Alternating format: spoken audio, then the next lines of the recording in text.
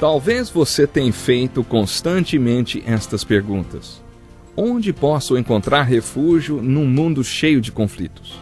Ou, como e onde posso encontrar força para vencer nesse mundo que oferece tantas derrotas? Acompanhe agora com o pastor Edson Bruno mais um programa Encontro com a Palavra.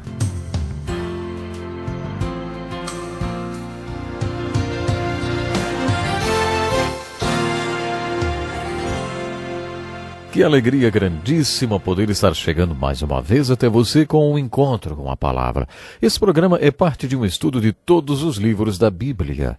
Através deste curso, viajamos do Velho Testamento até as cartas de Paulo no Novo Testamento. Estamos estudando as cartas que Paulo escreveu para Timóteo e Tito, chamadas de cartas pastorais, que apresentam modelos muito práticos para serem seguidos na igreja. Preste atenção nestas palavras de Paulo a Timóteo, no capítulo 1, versículos de 5 a 7. Ele escreve: Pois há um só Deus e há um só mediador entre Deus e os homens, o homem Cristo Jesus, o qual se entregou a si mesmo como resgate por todos. Esse foi o testemunho dado em seu próprio tempo. Para isso fui designado pregador e apóstolo. Digo-lhes a verdade, não minto, mestre da verdadeira fé aos gentios.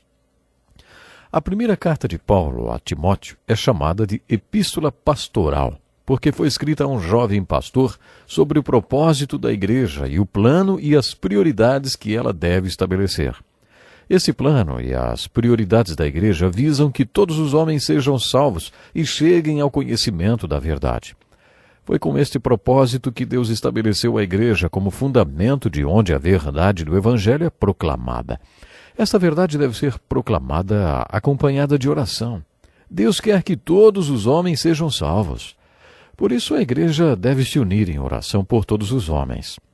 Depois, quando os membros da igreja estiverem no mundo, entre os não convertidos, Deus derramará sobre eles dons e dará ministérios, e aí o plano de Deus será cumprido.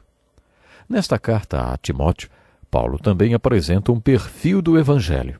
Ele afirma que há apenas um mediador entre Deus e o homem. Nestes versículos, Paulo está dizendo a mesma coisa que Jesus disse no Evangelho de João, capítulo 14, versículo 6. Eu sou o caminho, a verdade e a vida. E Pedro disse em Atos, capítulo 4, versículo 12, Não há salvação em nenhum outro, pois debaixo do céu não há nenhum outro nome dado aos homens pelo qual devamos ser salvos. A salvação vem através de Jesus, e Paulo diz que foi para isso que ele foi designado apóstolo, pregador e mestre. Paulo também aborda 5 outras questões nestas cartas pastorais. Por exemplo, através de suas palavras em 1 Timóteo capítulo 2, versos 9 a 12, Paulo conseguiu conquistar a antipatia de muitas mulheres de hoje. Ele escreve: Da mesma forma, quero que as mulheres se vistam modestamente, com decência e descrição, não se adornando com tranças e com ouro, nem com pérolas ou com roupas caras, mas com boas obras, como convém às mulheres que declaram adorar a Deus. A mulher deve aprender em silêncio, com toda sujeição. Não permito que a mulher ensine, nem que tenha autoridade sobre o homem. Paulo não está falando que a mulher não deve ensinar, nem que não devem pregar, nem profetizar. As mulheres têm um dom especial para o ensino. Ele instruiu em como elas devem estar quando profetizarem. Eu não acho que ele esteja falando que a mulher não pode ministrar. Mas ele diz uma coisa que aparece em todas as cartas, que existe uma ordem divina para o casamento e a família. Esta ordem é que Cristo é o cabeça do lar, Cristo é o cabeça do homem, e o homem é o cabeça da mulher. Da mesma forma que Cristo cuida e pastoreia a igreja, o homem deve cuidar e pastorear sua mulher, sua família e sua igreja.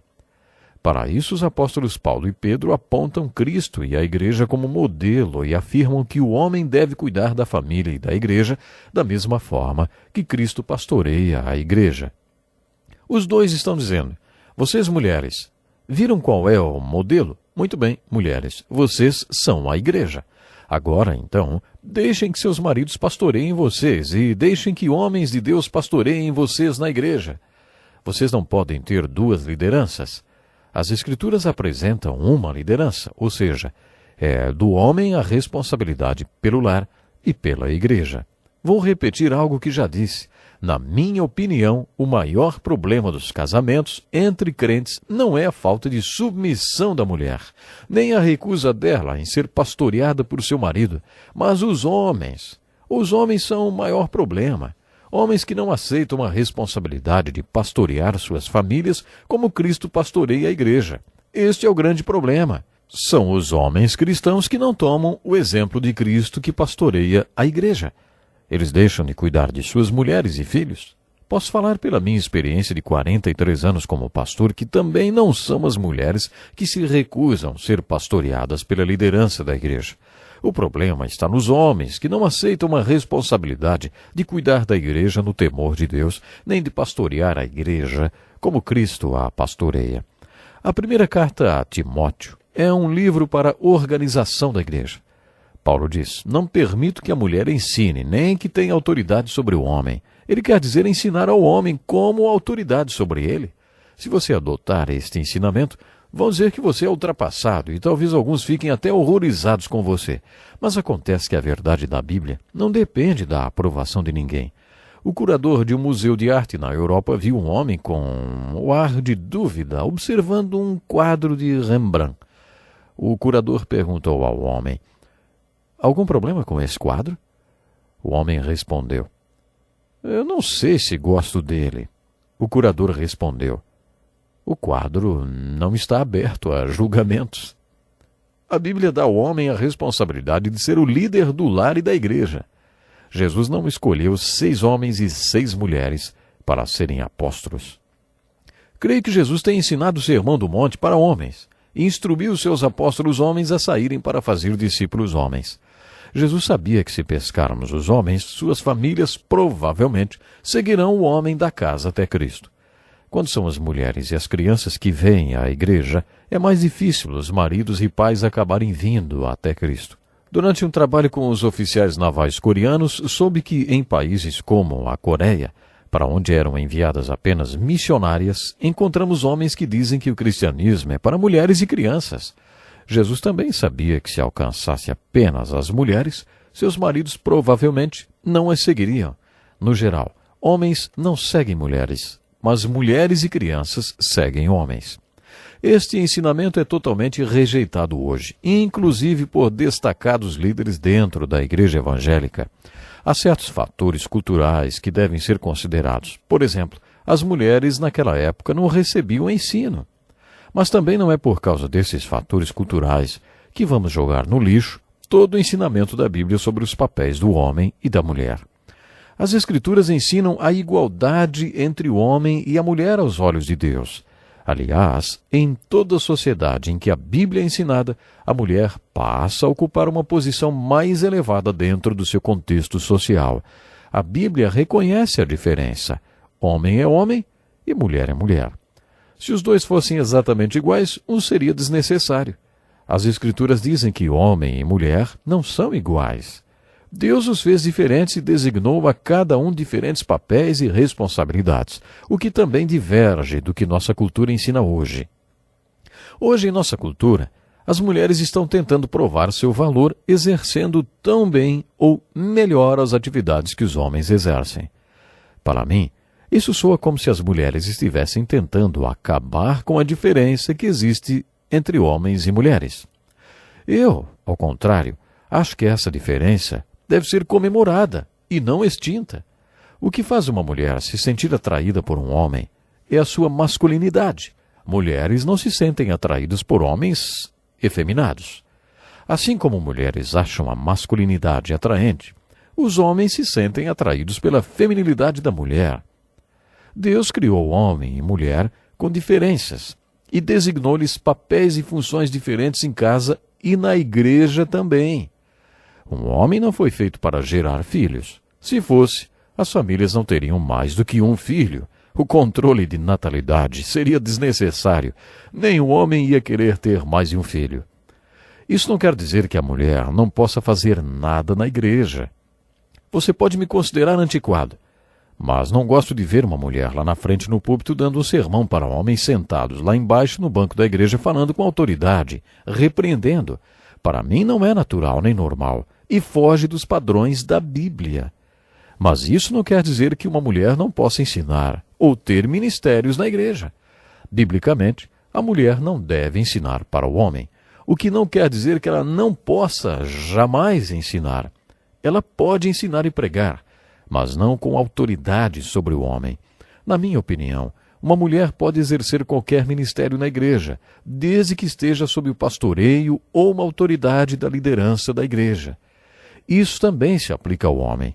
Tudo o que fiz foi sempre sob a autoridade dos oficiais da igreja. Não poderia ser de outro jeito. Não existe ninguém na igreja que não esteja sob a autoridade da liderança da igreja, que não responda à liderança. Por isso não vejo por que uma mulher não possa ser a pastora de uma igreja. Pode, sob a autoridade dos seus oficiais, assim como um pastor está sob a autoridade da liderança da igreja. Isso nos leva a outro ponto importante destas cartas pastorais: as qualificações, papel e responsabilidade dos líderes da igreja, os bispos e diáconos. De acordo com as Escrituras, o bispo ou o pastor tem a função de governar ou supervisionar o pastoreio do rebanho de Deus. Algumas igrejas designam um pastor ou bispo para pastorear e supervisionar e outro para pregar e ensinar. De acordo com o modelo apresentado nestas epístolas, a igreja não deve ter um único pastor, mas um grupo de pastores. No original, esta palavra aparece no plural, e são aqueles que cuidam do rebanho, os pastores. Outro tipo de oficial é o diácono. O diácono é aquele que serve. Ele pode exercer ministérios, mas não tem a função de pastorear, governar ou supervisionar a igreja. Às vezes a palavra diácono é trazida como ministro, o que é adequado. Paulo foi mencionado como um diácono, assim como também Jesus. São estes dois tipos de oficiais que aparecem no capítulo 6 de Atos. Na primeira igreja, aqueles que tinham recebido o ministério pastoral, os apóstolos, estavam servindo mesas e administrando o serviço de alimentação da igreja, até que decidiram eleger alguns diáconos. Depois da eleição, os apóstolos disseram aos diáconos: vocês cuidam da administração da igreja, que nós vamos nos dedicar à oração e à ministração da palavra. E Deus abençoou aquela decisão. Uma das razões para muitas igrejas hoje estarem impotentes é porque estes padrões não são mais definidos. Temos que ficar por aqui hoje. Deus lhe abençoe e até o próximo programa. Que lição importantíssima. Obrigado, pastor Edson Bruno. Prezado ouvinte, coloque em prática o que você ouviu aqui. Sem dúvida, sua vida será grandemente abençoada. Este é um estudo escrito pelo Dr. Dick Woodward, na voz do pastor Edson Bruno. Escreva-nos e solicite o material. Nosso endereço é Encontro com a Palavra, Caixa Postal 2011, CEP 89201-970, Joinville, Santa Catarina. Até o nosso próximo Encontro com a Palavra.